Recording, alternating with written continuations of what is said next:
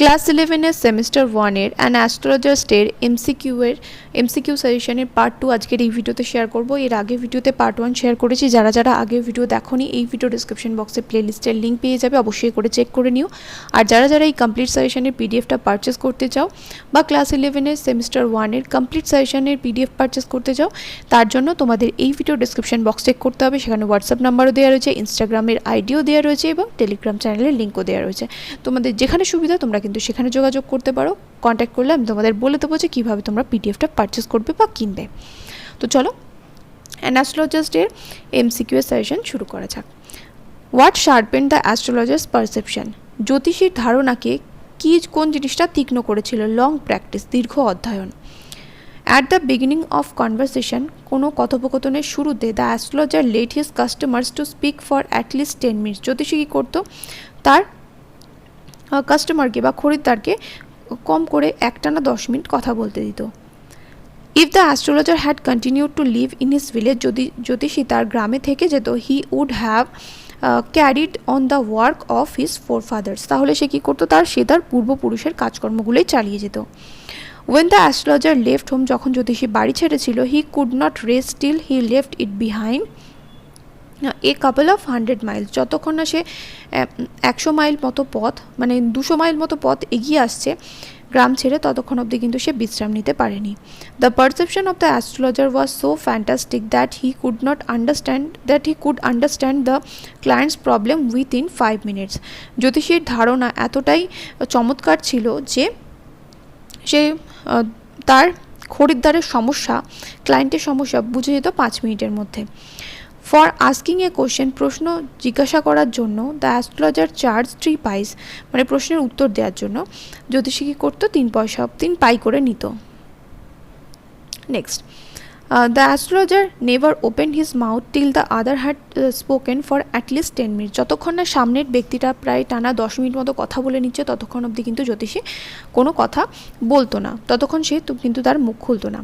Two a villager like the astrologer it is a great deal to জ্যোতিষীর মতো একজন গ্রামবাসীর ক্ষেত্রে এটা খুবই বড় ব্যাপার। কী বড় ব্যাপার? Settle himself afresh in a town, একটা শহরে এসে নতুন করে সব কিছু শুরু করা একটা ভীষণই বড় ব্যাপার ছিল। Long practice has sharpen the astrologer's perception, দীর্ঘদিন ধরে অধ্যয়ন করার ফলে জ্যোতিষী তার ধারণাকে আরও বেশি তীক্ষ্ণ করেছে বা উন্নত করেছে।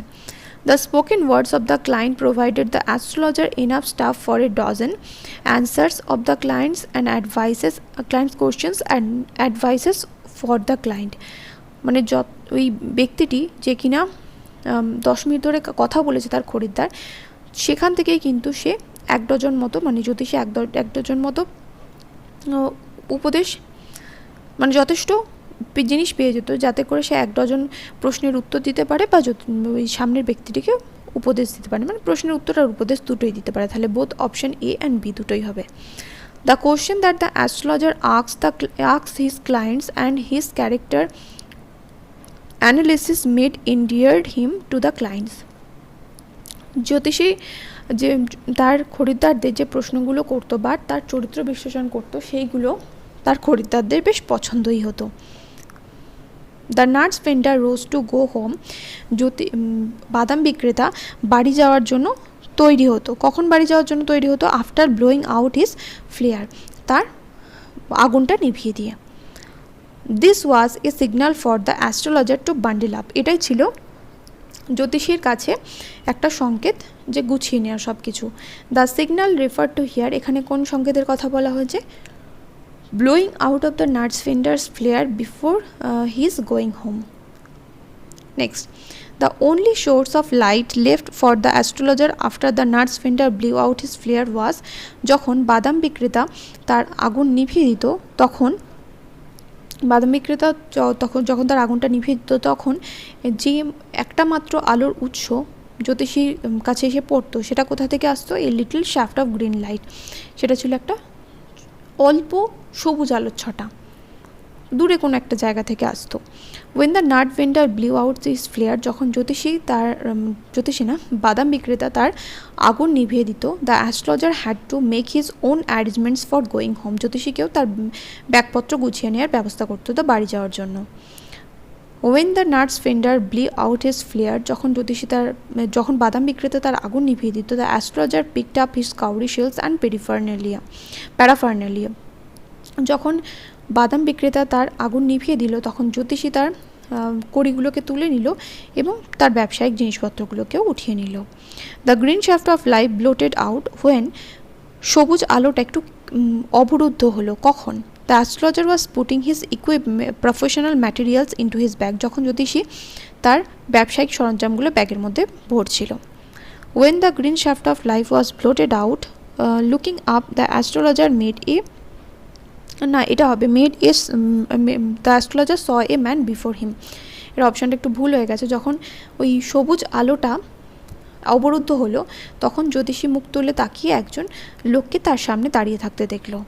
The man whom the astrologer saw while putting his professional materials inside his bag was, যে ব্যক্তিটিকে জ্যোতিষী তার চোখের সামনে দেখতে পেয়েছিল তার ব্যবসায়িক সরঞ্জামগুলো ব্যাগের মধ্যে ভরতে ভরতে, সে কী করছিল? ওয়াজ স্ট্যান্ডিং বিফোর হিম, সে তার সামনে দাঁড়িয়েছিল। Looking up seeing the man, the astrologer sensed, লোকটার দিকে উপরে মুখ করে লোকটার দিকে তাকিয়ে জ্যোতিষী অনুমান করেছিল এই যে লোকটা কি এ পসিবল ক্লায়েন্ট, একটা সম্ভাব্য খরিদ্দার।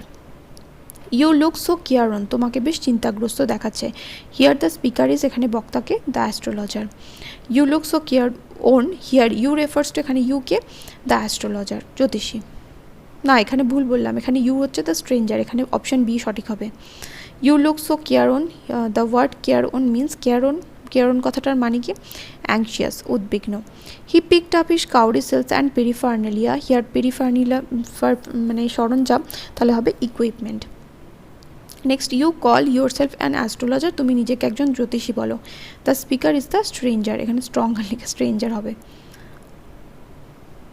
তারপর when the astrologer pressed his invitation, যখন জ্যোতিষী ওই ব্যক্তিটিকে আমন্ত্রণ করলো তার কাছে বসে একটু গল্প করার জন্য, the man thrust his palm under the astrologer's nose, লোকটি কী করলো? তার হাতটা গুঁজে দিল জ্যোতিষীর নাকের নিচে। On hearing the stranger's words expressing his doubts whether he was an astrologer, the astrologer felt challenge, যখন জ্যোতিষী ওই অপরিচিত ব্যক্তিটি তার সন্দেহ প্রকাশ করলো যে সেই আদৌ জ্যোতিষী কিনা, তখন জ্যোতিষী একটু বেশ মোকাবিলার সম্মুখীন হলো। ও স্টপ দ্যাট, ও এগুলো থামাও। Interrupted the stranger as he wanted the astrologer to tell him something worthwhile, মানে কিছু কাজের জিনিস, মানে যেগুলো কাজে লাগবে সেরকম কোনো জিনিস অপরিচিত ব্যক্তিটি জ্যোতিষীকে বলতে বলেছিল। তো এত অবধি তোমাদের থাকুক, তাহলে পার্ট 2 নেক্সট ভিডিওতে পার্ট 3 শেয়ার করবো। দেখা হবে নেক্সট ভিডিওতে। Till then by.